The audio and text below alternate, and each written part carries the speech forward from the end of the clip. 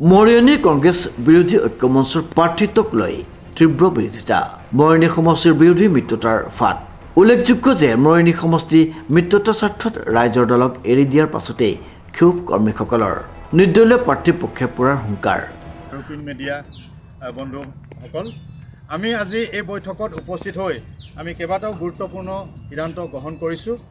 সেই সিদ্ধান্তকেইটা আপোনালোকৰ আগত আমি পাঠ কৰিব লৈছোঁ। এই সিদ্ধান্তসমূহ হৈছে যে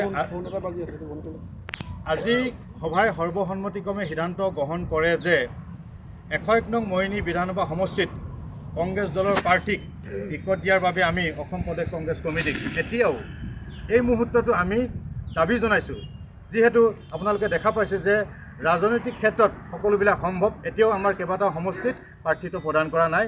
এতিয়াও আমাৰ আৰু এখন লিষ্ট ওলাবলৈ বাকী আছে। কেইবাটাও সমষ্টিত এতিয়াও বিধানসভা সমষ্টিত প্ৰাৰ্থীটো প্ৰদান কৰা নাই। গতিকে আমি পুনৰবাৰ আমাৰ এই সমষ্টিত আমাৰ যাতে কংগ্ৰেছ দলৰ প্ৰাৰ্থীক দিয়ে আমি ঊৰ্ধ্বতম অসম প্ৰদেশ কংগ্ৰেছ কমিটিক বিবেচনা কৰি আজিৰ ভিতৰতে আমাক সেই তাৰ সমাধান সূত্ৰ দিবৰ বাবে অনুৰোধ জনাইছোঁ। দ্বিতীয়তে আজিৰ সভাই সৰ্বসন্মতিক্ৰমে সিদ্ধান্ত গ্ৰহণ কৰে যে যদি আমাৰ সমষ্টিত আমাৰ কংগ্ৰেছ দলৰ প্ৰাৰ্থীক টিকট নিদিয়ে তেন্তে বন্ধুত্বমূলকভাৱে ৰাইজৰ দল আৰু কংগ্ৰেছ দলৰ দুয়োটা দলৰ প্ৰাৰ্থীক প্ৰাৰ্থিত্ব প্ৰদান কৰিব লাগিব। সেইটো আমাৰ দাবী।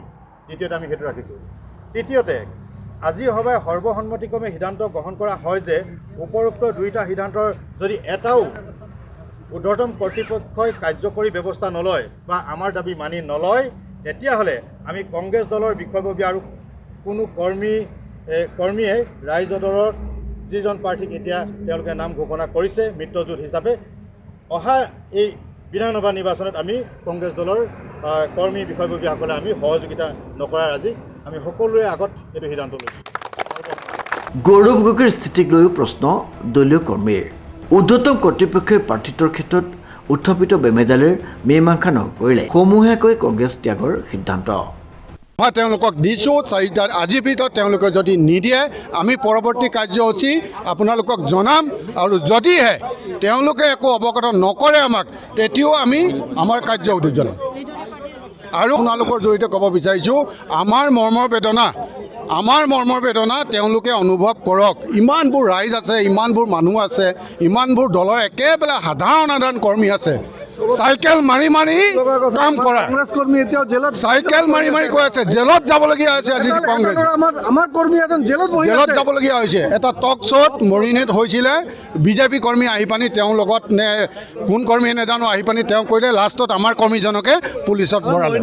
কংগ্ৰেছৰ সমূহীয়া পদত্যাগৰ কিবা আশা আছে নেকি? আমাৰ সমূহীয়া পদত্যাগৰ আশাটো আমি আপোনালোকক এতিয়াই নকওঁ। তেওঁলোকৰ যিটো সিদ্ধান্ত ল'ব তাৰ ওপৰতে আমি দিব।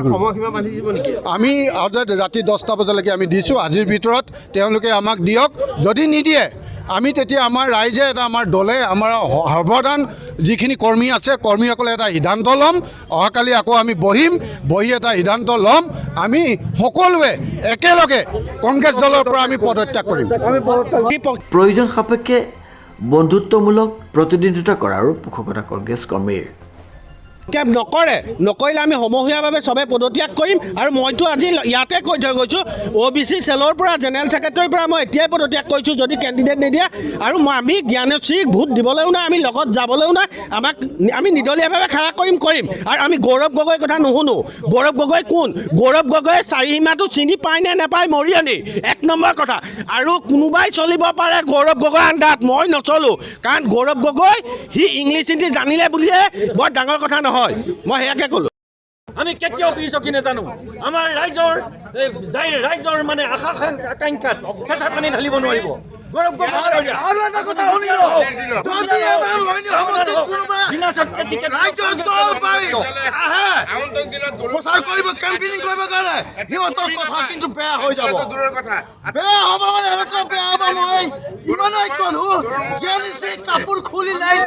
বিৰাজ বৰাৰ ৰিপৰ্ট নিউজ নাও।